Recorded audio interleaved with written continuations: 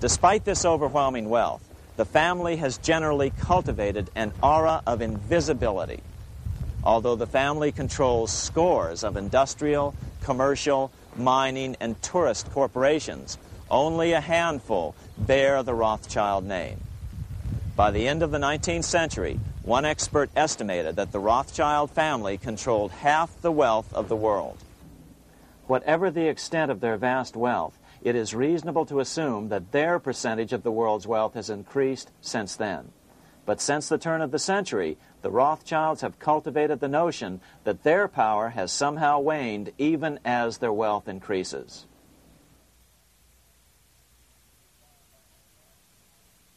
Meanwhile, back in Washington in 1816, just 1 year after Waterloo and Rothschild's alleged takeover of the Bank of England, the American Congress passed a bill permitting yet another privately owned central bank. This bank was called the Second Bank of the United States. The new bank's charter was a copy of the previous bank's. The U.S. government would own 20% of the shares of the bank. Of course, the federal share was paid by the Treasury up front into the bank's coffers. Then, through the magic of fractional reserve lending, it was transformed into loans to private investors who then bought the remaining 80% of the shares. Just as before, the primary stockholders remained a secret. But it is known that the largest block of shares, about 1/3 of the total, were sold to foreigners. As one observer put it, it is certainly no exaggeration to say that the Second Bank of the United States was rooted as deeply in Britain as it was in America. So, by 1816, some authors claim the Rothschilds had taken control over the Bank of England and backed a new, privately owned central bank in America as well.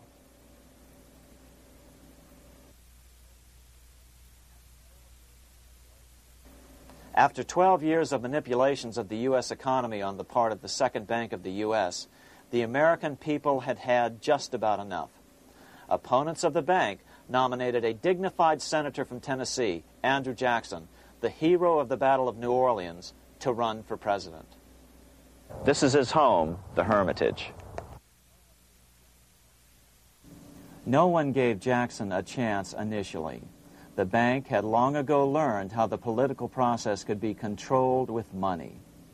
To the surprise and dismay of the money changers, Jackson was swept into office in 1828.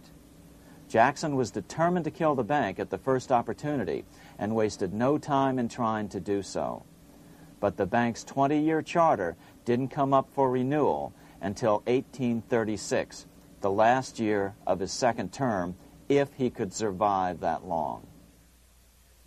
During his first term, Jackson contented himself with rooting out the bank's many minions from government service.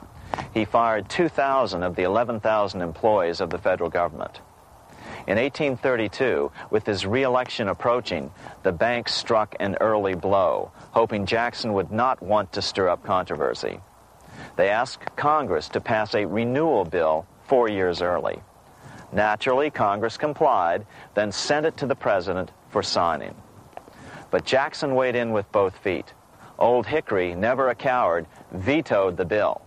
His veto message is one of the great American documents. It clearly lays out the responsibility of the American government towards its citizens, rich and poor. It is not our own citizens only who are to receive the bounty of our government. More than 8 millions of the stock of this bank are held by foreigners. Is there no danger to our liberty and independence in a bank that in its nature has so little to bind it to our country? Controlling our currency, receiving our public monies, and holding thousands of our citizens' independence would be more formidable and dangerous than a military power of the enemy. If government would confine itself to equal protection and, as heaven does its rains, shower its favor alike on the high and the low, the rich and the poor, it would be an unqualified blessing. In the act before me, there seems to be a wide and unnecessary departure from these just principles. Later that year, in July 1832, Congress was unable to override Jackson's veto. Now Jackson had to stand for re-election. Jackson took his argument directly to the people. For the first time in U.S. history, Jackson took his presidential campaign on the road. Before then, presidential candidates stayed at home and looked presidential. His campaign slogan was "Jackson and no bank." The National Republican Party ran Senator Henry Clay against Jackson. Despite the fact that the bankers poured over $3 million into Clay's campaign, Jackson was reelected by a landslide in November of 1832. Despite his presidential victory, Jackson knew the battle was only beginning. "The hydra of corruption is only scotched, not dead," said the newly elected president. Jackson ordered his new Secretary of Treasury, Lewis McLean, to start removing the government's deposits from the second bank and start placing them in state banks. But McLean refused to do so. Jackson fired him and appointed William J. Duane as the new Secretary of the Treasury. Duane also refused to comply with the president's requests, and so Jackson fired him as well and then appointed Roger B. Taney to the office. Taney did withdraw government funds from the bank starting on October 1st, 1833. Jackson was jubilant. "I have it chained. I'm ready with screws to draw every tooth and then the stumps." But the bank was not yet done fighting. Its head, Nicholas Biddle, used his influence to get the Senate to reject Taney's nomination. Then, in a rare show of arrogance, Biddle threatened to cause a depression if the bank was not rechartered. This worthy president thinks that because he has scalped Indians and imprisoned judges, he is to have his way with the bank. He is mistaken.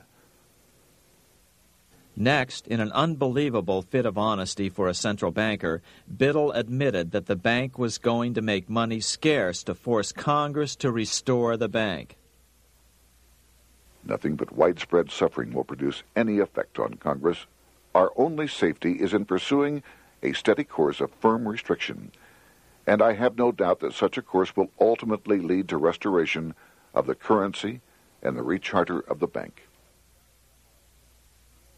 What a stunning revelation.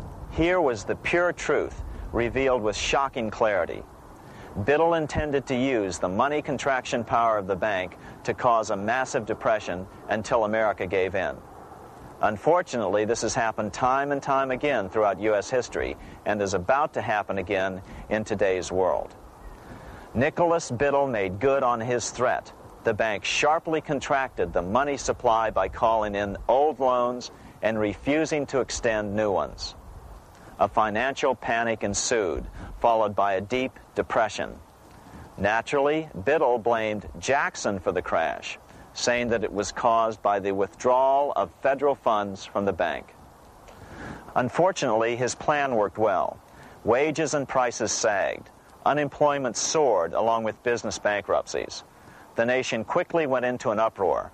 Newspaper editors blasted Jackson in editorials. The bank threatened to withhold payments, which then could be made directly to key politicians for their support. Within only months, Congress assembled in what was called the panic session. 6 months after he had withdrawn funds from the bank, Jackson was officially censured by a resolution which passed the Senate by a vote of 26 to 20. It was the first time a president had ever been censured by Congress. Jackson lashed out at the bank. "You are a den of vipers. I intend to rout you out, and by eternal God, I will rout you out." America's fate teetered on a knife edge.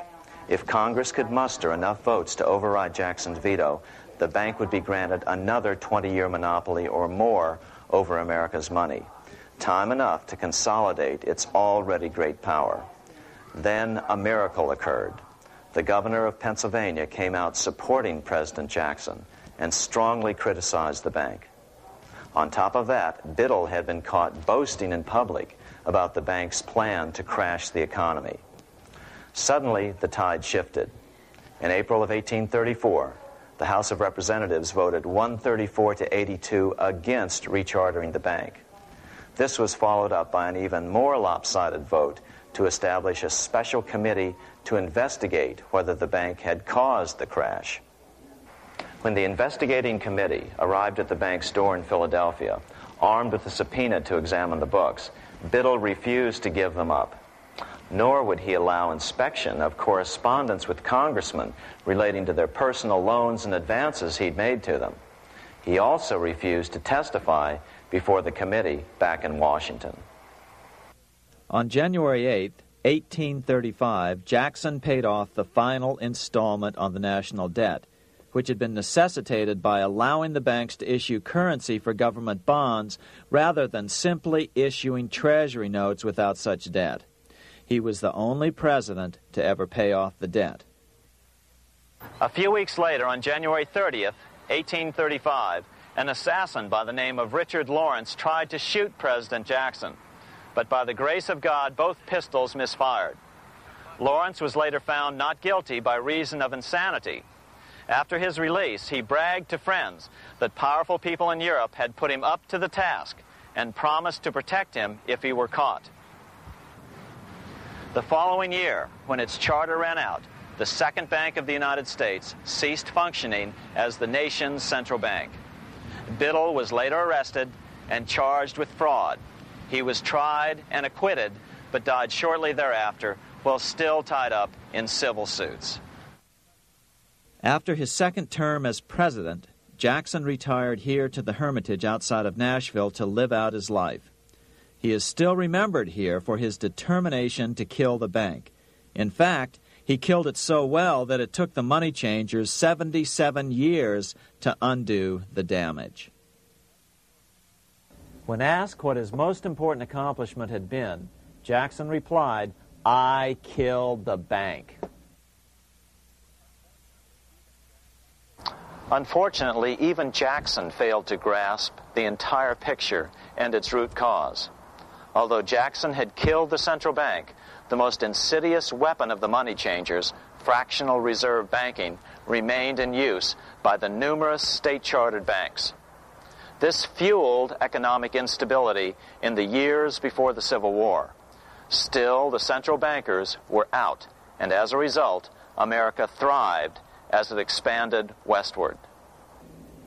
During this time, the principal money changers struggled to regain their lost centralized power, but to no avail.